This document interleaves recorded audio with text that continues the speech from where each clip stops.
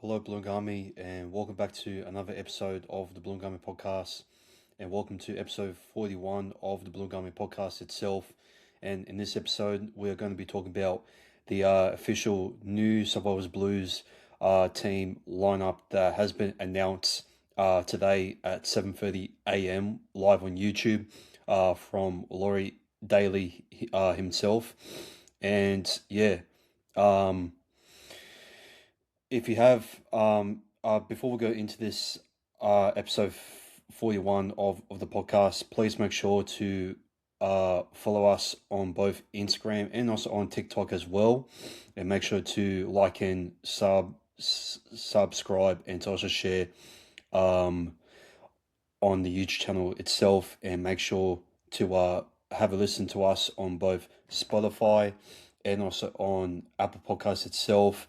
And let's get into episode 41 of the Blogami podcast. Now, you're probably wondering why I'm only doing the state of origin game only for this episode. It's because we have the bye week this week, and plus there are no juniors as from what I'm seeing at the moment, unless if I can just see, because at the moment New South Wales Cup team is on a bye this week in round 12, and we have defeated the St George Illawarra Dragons, but I might actually go into that game after the state of origin preview there, and just to give out my quick thoughts on Laura Daly's picks there. But there's some new South Wales Cup team to be talking about.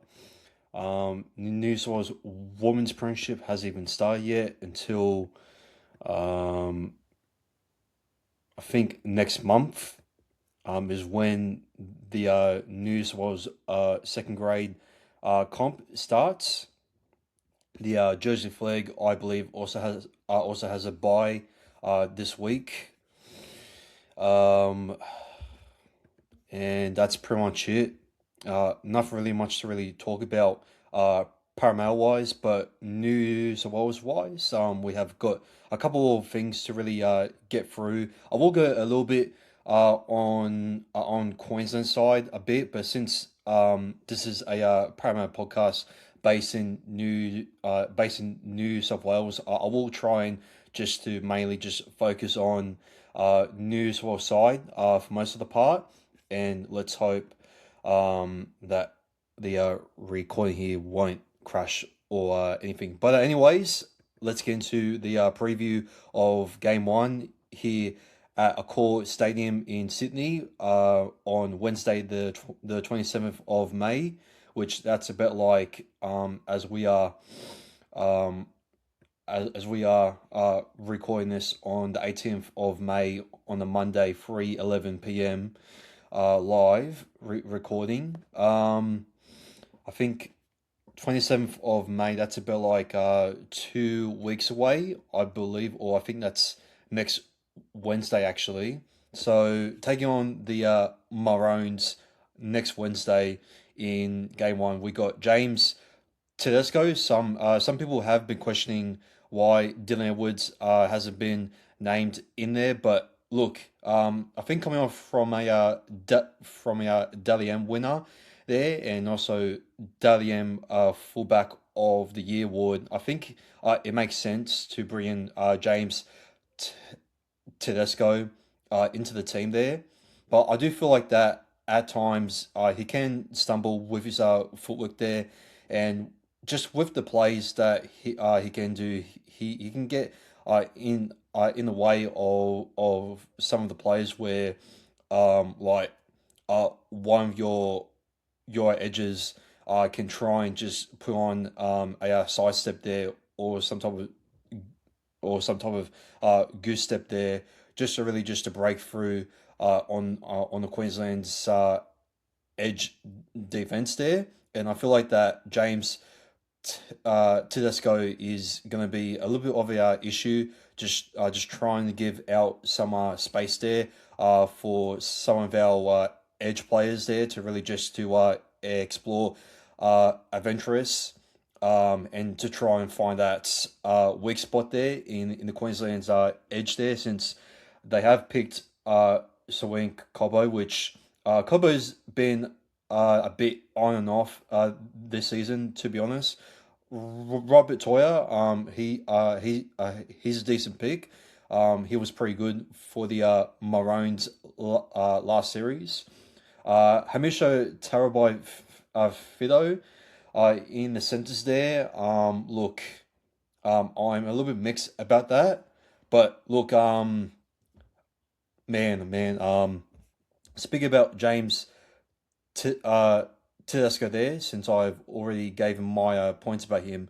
Going into our edges as I'm getting into the topic right now, why would you put Tolu to Koala on the wing where he has been absolutely just killing it in the centres and also at fullback? Like, if you were like to bring him in, then like then bring in either Josh Carr and maybe put Collar replacing Stephen Cryan, which in my opinion Stephen Cryan shouldn't be nowhere near the New South Wales squad, since as a captain for the Bulldogs, he has been absolutely just disappointing. There's been no communication with how the way that he communicates with his team. Yeah, sure, he has his Panthers teammates there like Brian Toho and that, which okay makes sense. But I mean, look, I would have rather put Matt Burton in the centres there, rather than Stephen Cryan. But I mean, even Matt Burton has been trash this season as well. So, like, to still even pick Stephen Cryan there, like, it's just like, oh, I'm just gonna make a safe option. I'm not gonna take any experience away, and that just shows that Laurie Daly just doesn't have the balls, or doesn't have the courage to make any risk. But I feel like that Laurie Daly is it the only uh, parasite making these type of decisions in the New South Wales squad. I feel like that the board itself has really taken a backwards step here, and they have pretty much forgotten on how Michael Maguire was trying to make this new plan for the future of New South Wales Origin squad, just to inject some new South Wales blood, as what Billy Slayer has been doing recently, and yet Laurie Daly cannot even like he can't even like um how can I say it? He can't even bloody just blend into that type of style. Like him in this new South Wales in injection future plan, just it doesn't really just gel that great there with Laurie Daly, nor does it really want to go for that type of style. And like I still don't get why Laurie Daly still has his job as the coach itself, because the board just doesn't give a crap about our origin, and this is why there are so many people on social media always saying we don't get origin because of the freaking board, because the board just doesn't really care, and they sometimes they do make the calls, and I think some of the calls like putting in like call it at our wing, like seriously, like I would rather put Josh Carr or even Greg Marzou like on the wing, where yeah, like it makes no sense to me to put one of the most shortest wingers on the right there, where you could put have Daniel Tupou, who has the height advantage there, where he can absolutely just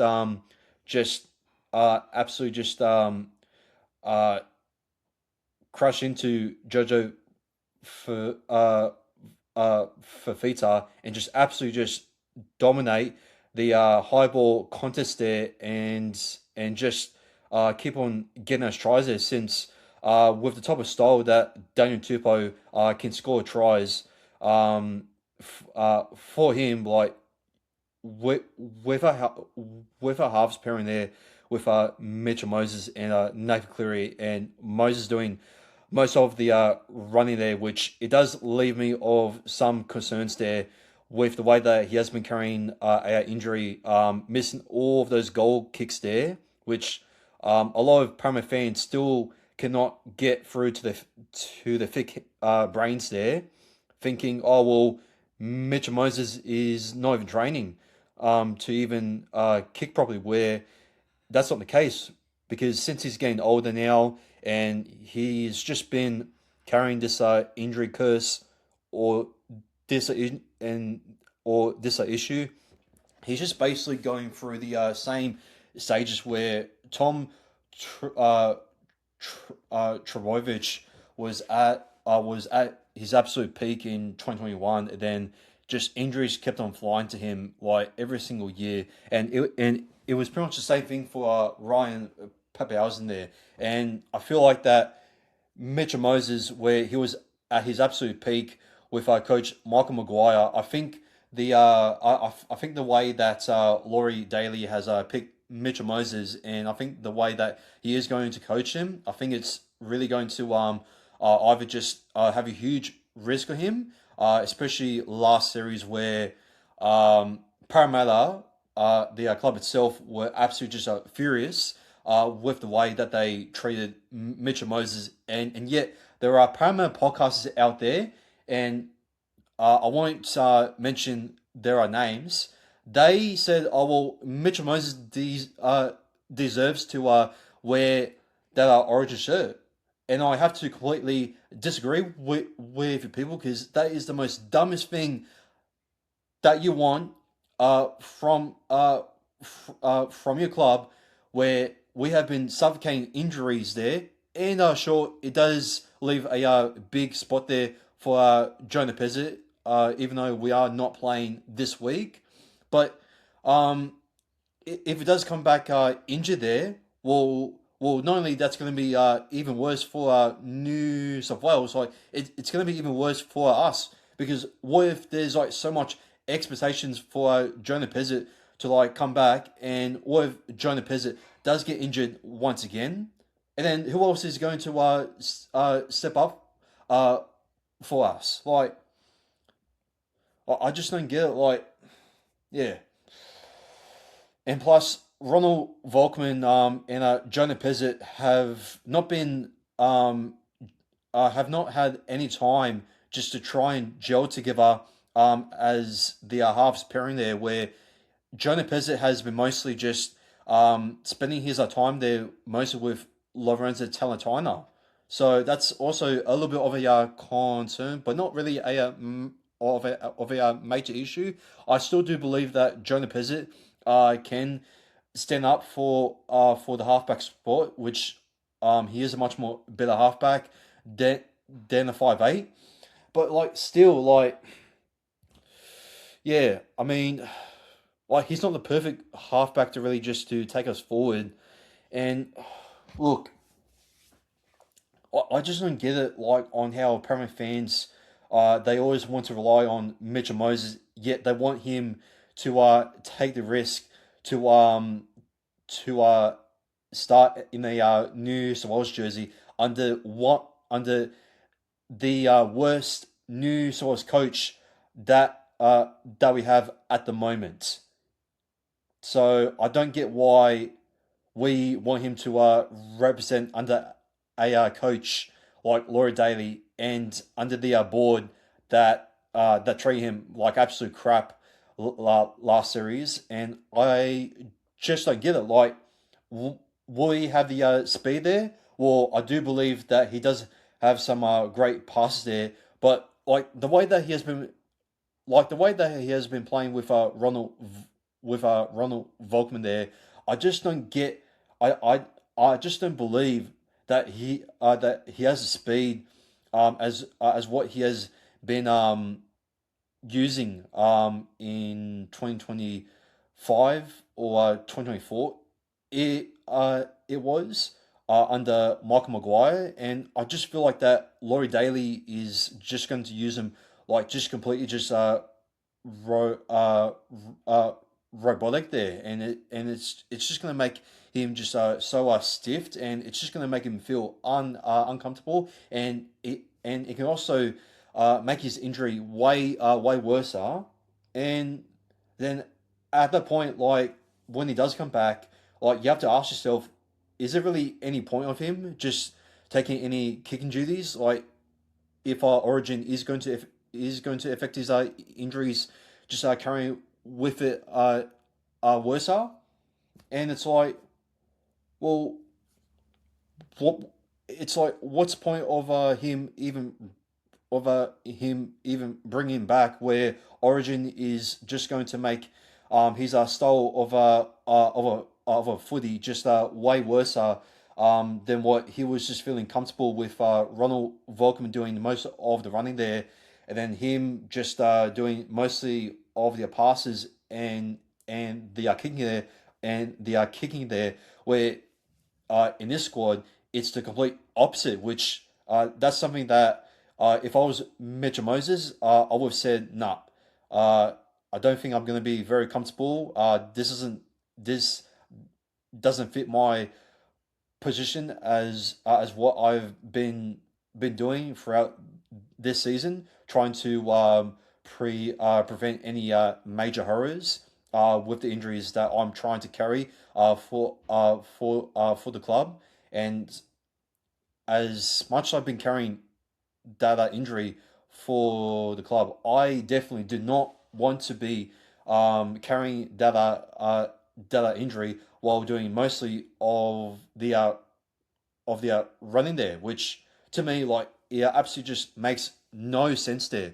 And quite honestly, I would have rather had Ethan Strange play at number six, or have like someone else. But like, to be honest, like on the top of my head, like there's not that many good 5'8" there who can really represent for New South Wales. Like, and plus, Nate Cleary just cannot go well under pressure in State of Origin. Where if you compare them to Sam Walker and Cameron Munster, oh boy, like sure they have sure they have Tom Dearden now, but like bro, like the combinations and the defensive work from Cameron Munster, this Queensland halves period here is going to absolutely just crunch our spine into pieces, in my opinion. And yeah, and to also see there are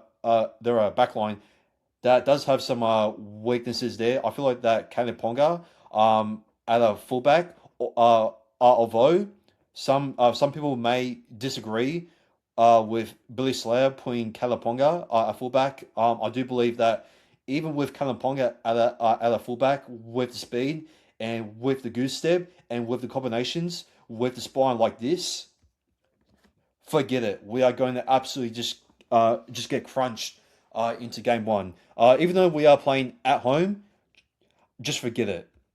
All right, because Laurie Daly and the New South Wales Rugby League Board just do not get Origin, and it's going to be going like that until there is a big, consistent, massive change.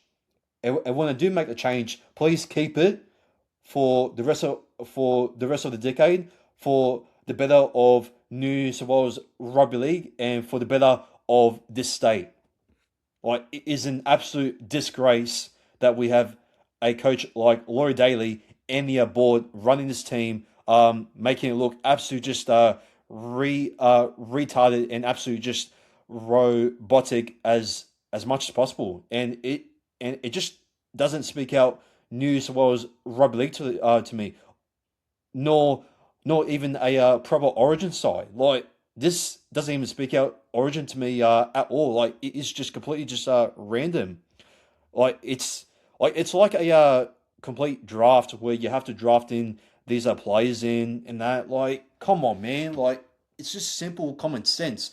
And you even have one of the most disappointing forwards, Adam Fanua Blake, Mitchell Barnett, who was injury prone, and then you have Reece Robson there, starting him over Blake Brayley. Like, come on, man! Like, Blake Brayley has been what one of the most consistent hot dummy halves in the competition, and he has never even been injured in the last couple of years, and he has also been playing every single game consistently for the Sharks also in the last couple of years. I think about like 3 or 4 or 5 years, and yet you pick Reece Robson over Blake Brayley. Like, bro, like I don't know if Laurie and also the board just haven't even gone to Specsavers yet, because that's what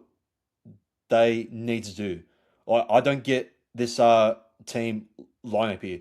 Look, the only uh selections that they have done right is bringing Homole Olakawatu, Isaiah Yo as the captain, Hudson Young. Look, I don't mind him, but I would rather put in Jacob Preston, which in my opinion, Jacob Preston got absolutely just robbed, especially alongside with Terrell May, or maybe with some other props there. Um, Maybe even like possibly Alex Tawell, maybe.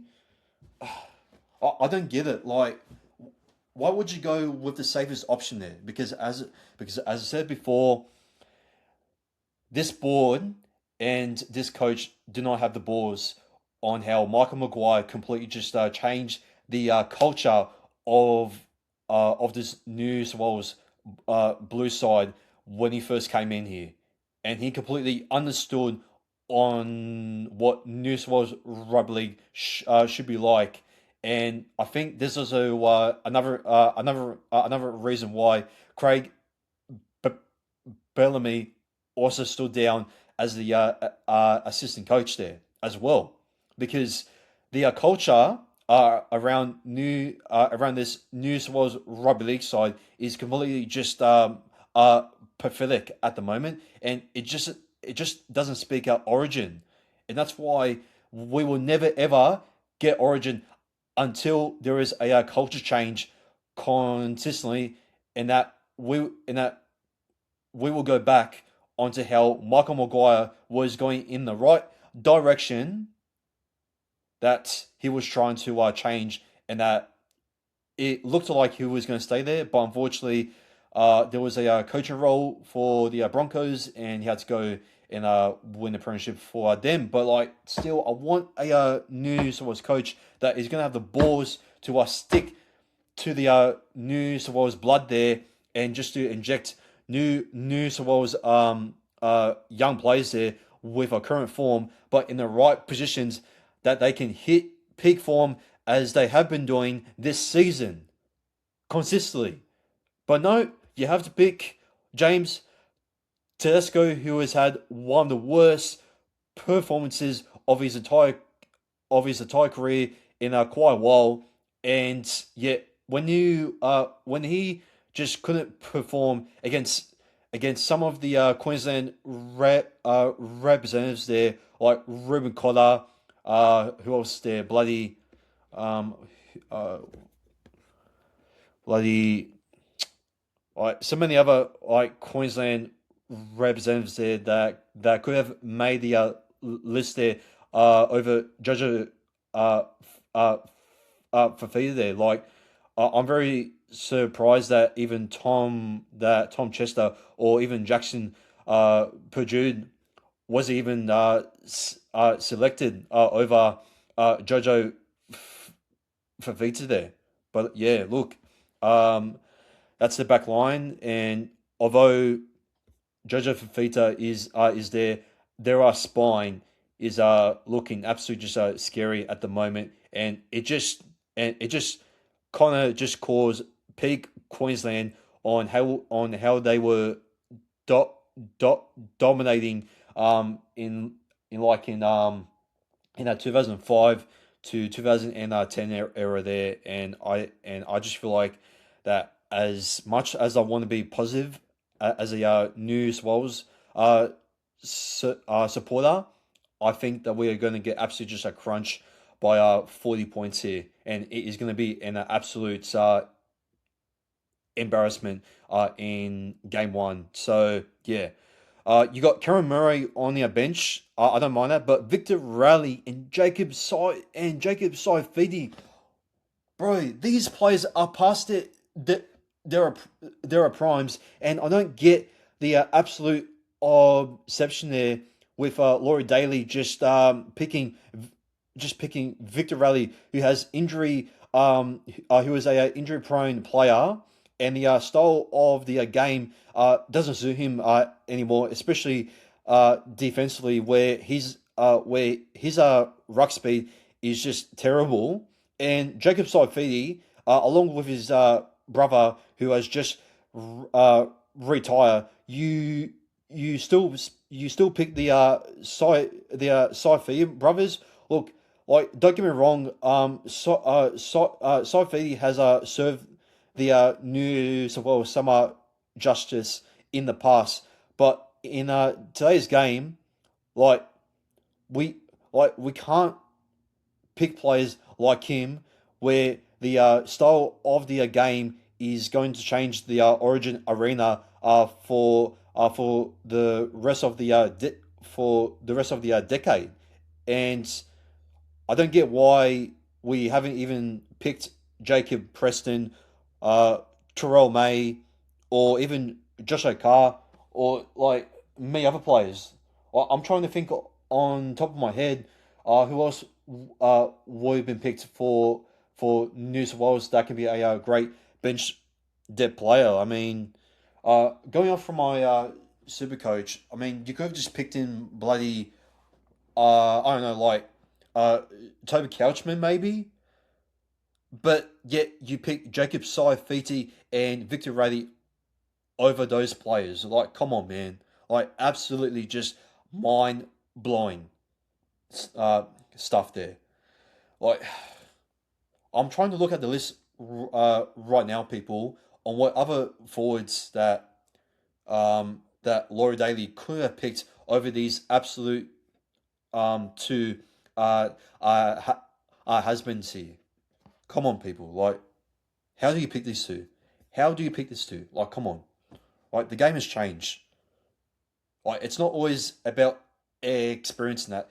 It's about having the it's about having the it's about having the experience, and also just being fit enough to play this current new style of a game that is going to change the Origin arena just for the rest of the decade, along with playing a lot of games during this season, and not even having the bye yet.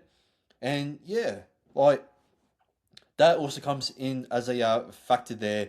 And I think with the Knights, they haven't even had the bye yet, and yet Jacob Saifidi is still going to play another game there.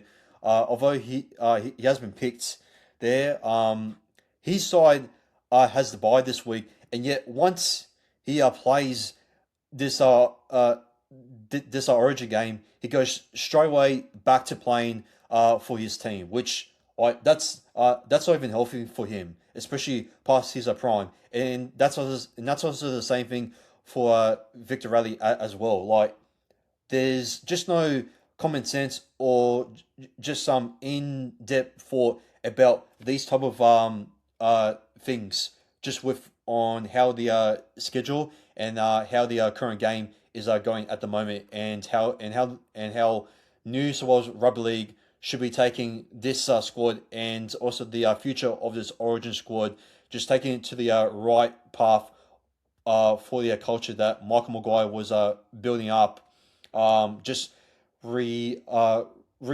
respecting for the estate, and also just taking massive inspirations from successful New South Wales legends there, uh, other than Paul Gallen himself. But yeah, I'll search up right now. I mean, like, where's Jackson Ford?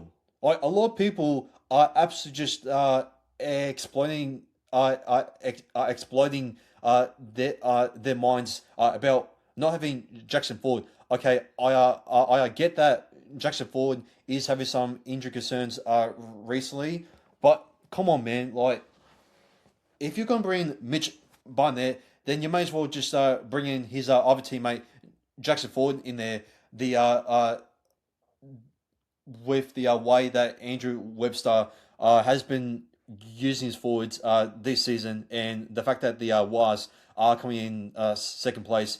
Like, if you're going to put in like pair of teammates like Stephen Crine, Brian Toho, like, you may as well just either just replace one of them with bloody Casey McLean. Like, come on, man, like, uh, bloody bloody Daily and this freaking board just will never ever get Origin.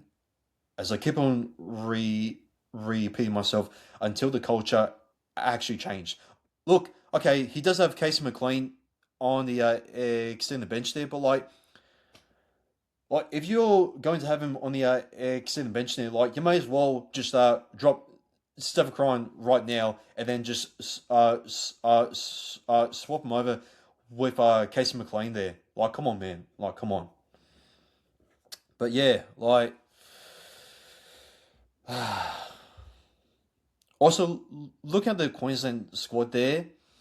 I'm not sure why Shibasaki has been picked in there, and I don't even know, why Dylan Lucas has been dropped over these two still. Like, make up your mind, Laurie Daly. If you're gonna pick Jacobs Saifiti, or if you're gonna pick Victor Riley there, who has been an absolute ghost in the last couple of seasons there, why would you pick them over Dylan Lucas and Jackson Ford? Make it make sense, Laurie Daly and in the board. Make it make sense. Like, come on, people. Like, it doesn't get any more dumber and dumber like this. So yeah, and look, uh, as I'm gonna go into my tips and my predictions here, I'm not gonna make it too much longer here. I do apologize for rambling on just a little bit too much longer, but I just had to get this off from my chest, people, and just with the amount of criticism that I've seen on the live comment section on the New South Wales Rugby League YouTube channel there, with people saying L team, why is Teddy there? Terrell May robbed. Where the hell was Jackson Ford robbed? Jacob Preston, oh, he got absolutely just done over, and they're not wrong, because we just don't get Origin. But anyways, people, enough with the repeated rambling on. Let's get into my tips. So first try scorer, I'm gonna go with Cobo.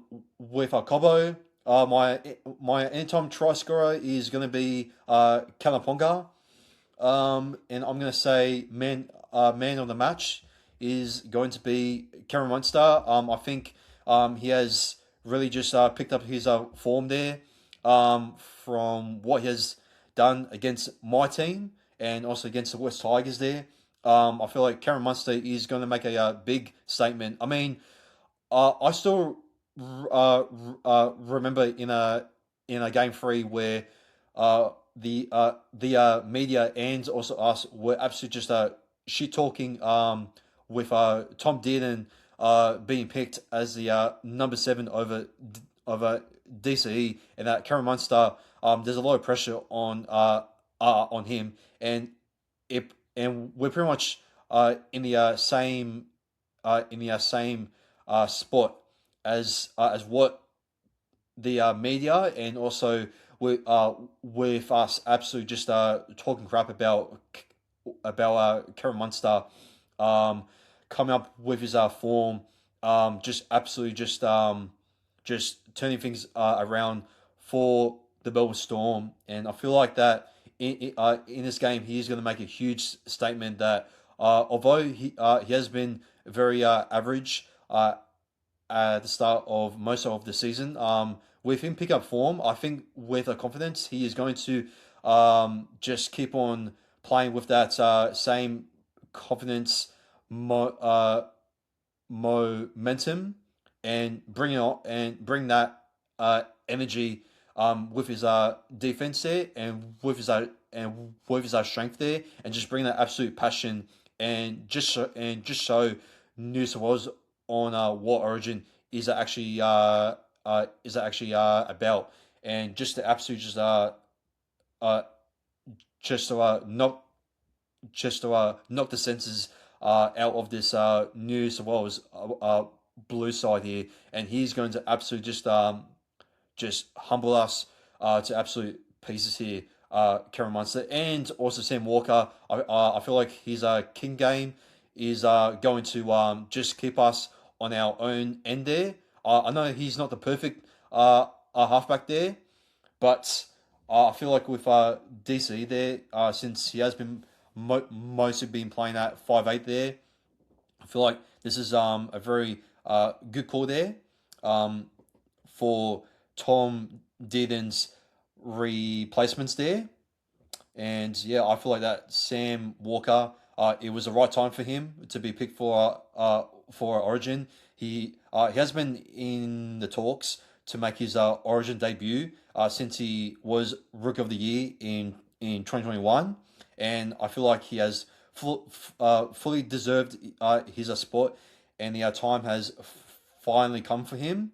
And I think that Sam Walker is going to absolutely just pressurize us on our own back end there.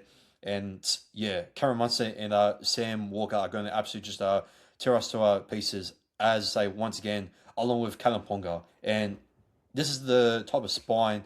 Although they are starting Trent Liero there, which that's sorry no well sorry no, well on the bench there, should I say? I think Max Plath as a lock. I think I think that's pretty big bold call. But as uh, but as but as Billy Slayer has been talking up on liking the current form of Max Plath, and thinking, and also talking about him selecting him for Origin. I'm not that well uh, uh, surprised that he has made it into the squad. Although I would rather put him as a bench player there, and maybe put in Patrick Harrigan as a lock there, and maybe put someone else to replace Liero there.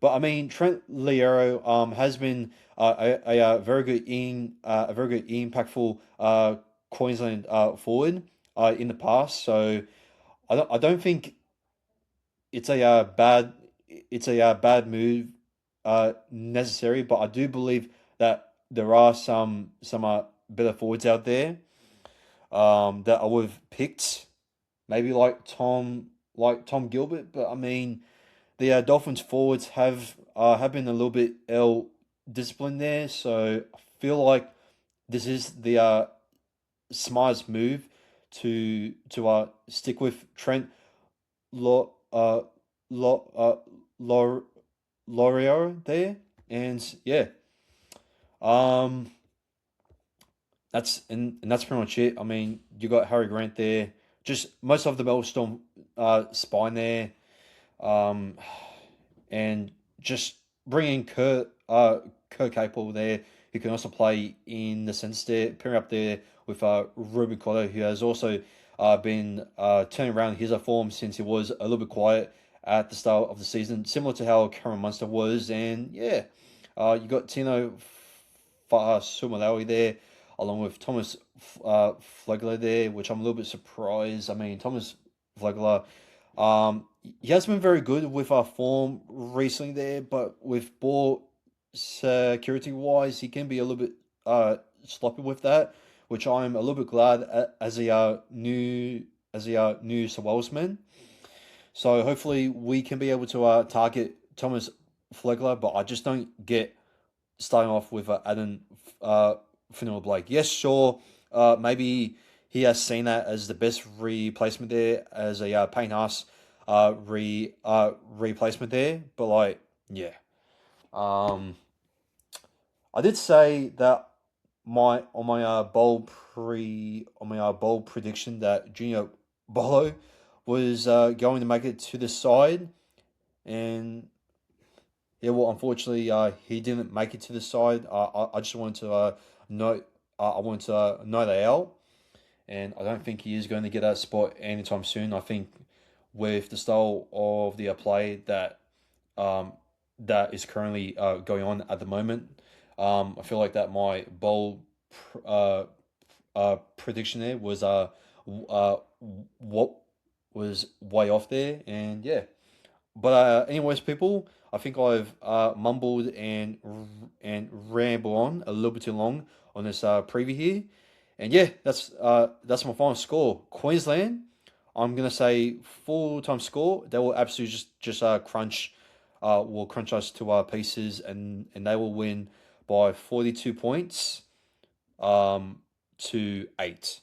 So so that's my final score there, and yeah. As much as I want to be confident, and also to believe that this scoreline is not going to happen. Um, I'm sorry to say this, but just looking at this squad, it is just absolutely just randomly just row robotic, in my opinion, and it just doesn't make a sense, and it's not even it's not even close to a current modern Origin side, in my opinion. So yeah, uh, we're gonna get absolutely just hammered there, and yeah, um, Laura Daly and the News was Rugby League board, for whatever picks you have decided. You got rocks in your head, and you two are just completely just uh are just retarded, and that's all I need to say, people. So other than that, let's move on to the next segment, and yeah. Let's move on to the New South Wales Cup review here. I'll go through this quite quickly here, since I haven't really watched the highlights in that, since I have just came back from TAFE. And yeah, let's get straight into it. Now, um, man, uh, St. George at Stiver here. We had yeah, the Dragons were making a lot of errors there. We just basically just forced them on the line, drop it there. Jonah Pezzett has scored a try there, so there are some early good signs for him to play at a halfback. I do believe with Lorenzo Talent there still. Yes, he has, and he was also captain there as well. So that's a good start there for Jonah Pizzett. And then Isaiah Iongi actually started in this match. Um, I'm not sure why he wasn't even starting over Josh Papali there, and I can get that people could say that. I think with the current situation with his whole photos leaking in and that uh, with him just smoking the blunt in that. I feel like that's the reason why that he is holding him back. And look, I don't blame him. Look, I don't blame the club for making for possibly making a call, or either Jason Rolls, but like I still think that Isaiah Iongi's defense there is a little bit better than what Josh probably has been defending, especially that that try that he has conceded against Moses Leo there. And yeah, like I don't get how Sam Moa is just not helping out with Moses sorry no with Josh Papali there, with the way that he tried to stop that try there and just use his knee there. It just doesn't make any sense to me at all.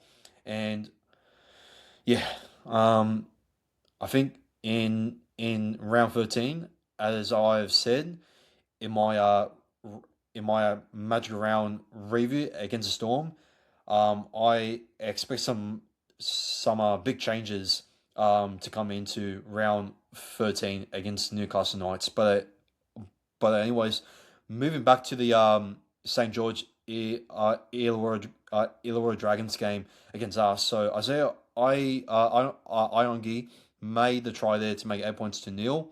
Jonah Peasant missed a conversion there, and then pretty much Araz Nava and Jezia Funa Luta have dropped the ball. Jordan Hill came on there for Isaiah Iongi. Dylan Couts made a dangerous tackle there. And then Kikat made a error. Hami Saleh also made a error there. And then it was going back and forth there. Dragons had some poor disciplinary errors that they kept on giving us some great field position there until Jonah Pezzett dropped the ball. And then the Dragons couldn't even hold possession there, just playing like the current Dragon side. And then Petrindle just dropped the ball as well, along with Kit Kat there. And that pretty much just gave the Dragons some good field position there. And then Hamas Sele, I could imagine it because I haven't watched the highlights there. Made a line break there and crashed himself over to make it 4 points to 8. And Tom Kirk has converted the Dragons 6 points to 8. T. Brown comes on there for Ryder Tuolungi. Jacob Webster comes on there for Viliami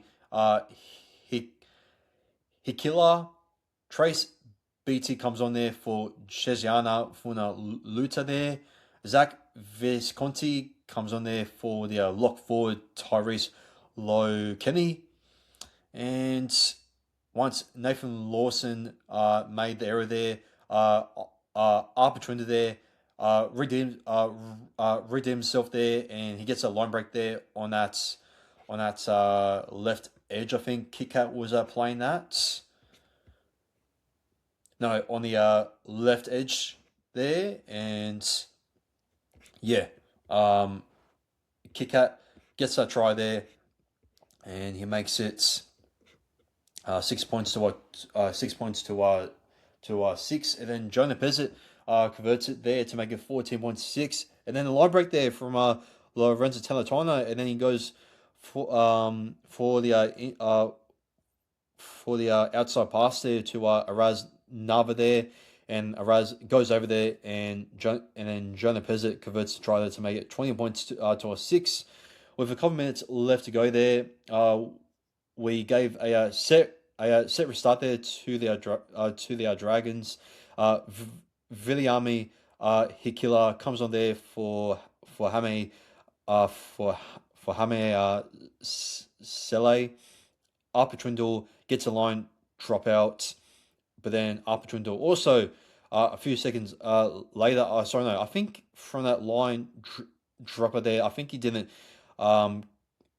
kick it just over the 10 meter there, which I feel like that Arpitrinda just didn't get it there. But lucky enough, Jacob Webster, I'm not too sure if he's related to his father, Andrew. I could be wrong. Jonah Pezzett puts up the kick bomb. Ryder Tuolungi comes back on there for Zach Visconti. And Tegan Brown, unfortunately, converts sorry, no, concedes a ruck in infringement there. The Dragons get the set restart there, and then Kit Kat made a late tackle there, and that pretty much helped the Dragons to get over with Nick Quinn a little bit too late there to make it 10 points to 20, with Jordan Hill making the error there with 3 minutes left to go there, and then with a few seconds left to go there, the Dragons come up short there with a error there with Toby with a rumble there, and that was pretty much game there. And we have hold off our poor discipline there with Kit Kat. Just having some poor discipline errors there. Um,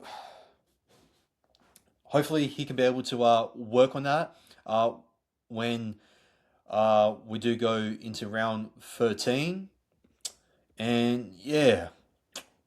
Jonah Pezzett, looking pretty good in Cup at the moment, and I feel like also as a captain leading them forward, I think he has done a very good. I think he has done a very good job just to lead him forward. So look, as I've been talking crap about Jonah Pezzett, after seeing this review here, I could be actually wrong about Jonah Pezzett just actually being a much more better uh, communicator, and that's a bit of a shame because he is going to the Brisbane Broncos, which look, I feel like that uh, at uh, at this point, if we don't make it to finals, and let's face it, we are not with our current form just being absolute just dog crap at the moment.